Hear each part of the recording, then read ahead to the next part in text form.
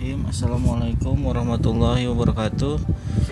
Di sini saya akan menjelaskan tentang performansi MQTT, protokol MQTT dan CoAPS, di mana alat-alat yang dibutuhkan adalah node MCU sebagai microcontroller dan relay dan HCSR04 sebagai sensor.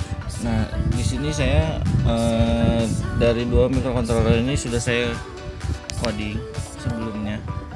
Yang pertama saya menggunakan MQTT dan yang kedua adalah CoAPS. Bisa dilihat di gambar, yang saya gunakan adalah menggunakan protokol MQTT. Nah, kita reset. Nah, setelah dia connect ke server yang telah kita buat sebelumnya, kita masuk ke Mosquito Broker, di mana Mosquito Broker ini adalah satu server MQTT yang sudah saya install di laptop saya dengan Windows 10. Untuk penjelasan nanti masalah installnya nanti ada di penjelasan berikutnya. Nah, kita masukkan Mosquito Sub, kita masukkan lagi hostnya. Sini saya menggunakan broker.mqtt-dashboard.com dengan topik yang saya gunakan adalah skripsi Pakuan/Bogor.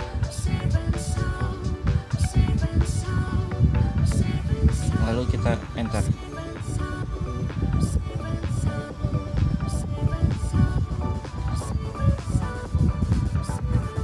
Setelah data yang dia sudah tampil di MQTT-nya yang sudah masuk ke server kita, selanjutnya saya akan menjalankan microcontroller yang satunya lagi, yaitu dengan protokol CoAPS.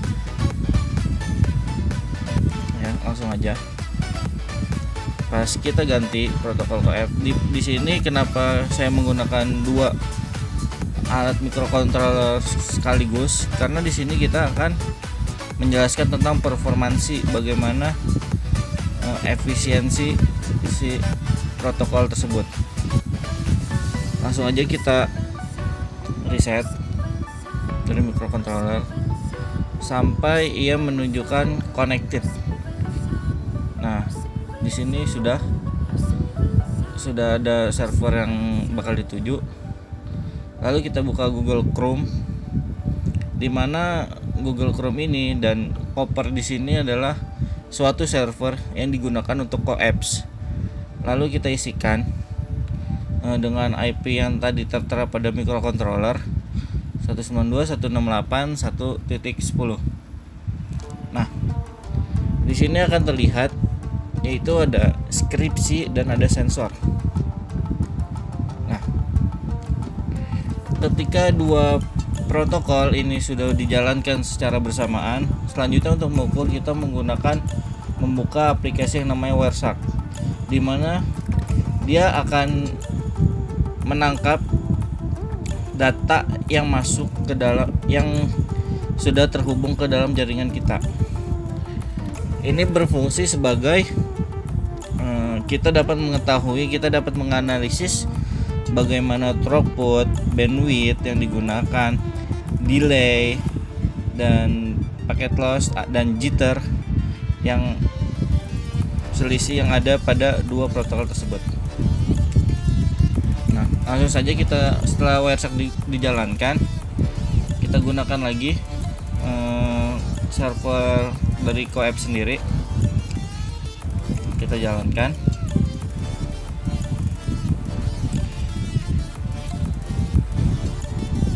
Tes.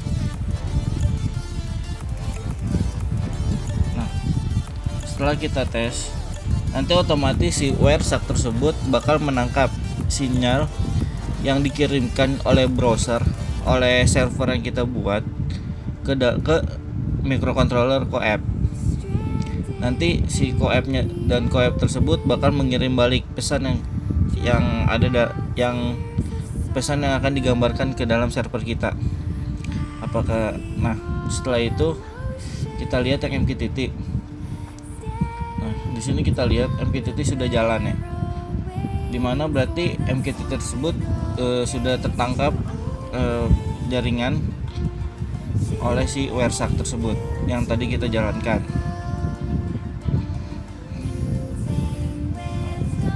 Kita tunggu beberapa saat. Setelah itu kita tutup semua server yang kita punya. Kita lihat dari kita sekarang menggunakan si Wireshark tersebut. Kita cari dengan protokol CoAP. Nah, di sini bakal ada protokol CoAP yang bisa kita lihat. Nah, ini daftar CoAP ini adalah jaringan yang ditangkap oleh si Wireshark tersebut. Nah, selanjutnya kita lihat yang MQTT. Nah, sama sebelumnya ya, Wireshark tersebut bakal menangkap sinyal dari protokol MQTT tersebut. Nah, setelah itu kita stop, lalu kita convert ke CSV, dimana nanti data yang kita dapat ini kita dapat olah dan kita dapat analisis bagaimana dia delaynya berapa, paket lossnya berapa, throughputnya berapa yang dia punya gitu. Pertama MQTT, lalu yang kedua adalah CoAP. Sama dengan data CoAP tersebut kita save,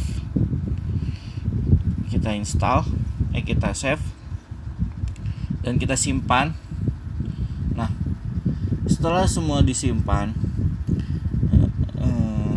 lanjut aja kita buka data yang tadi kita terima yang dari Wireshark tersebut. Kita cari dulu di dokumen protokolnya yang tadi kita save ya. Nah, kita buka. Nah, nanti data yang ada di sini bakalan kita olah. Bagaimana delaynya berapa, throughputnya berapa, dan paket lossnya berapa, jitternya berapa. Sama lakukan 2 kali. Yang pertama CoAP dan yang kedua itu MQTT. Nah, saya kira kayak gitu aja. Nanti untuk datanya bakalan saya kasih. Billahi taufik walhidayah. Wassalamualaikum warahmatullahi wabarakatuh.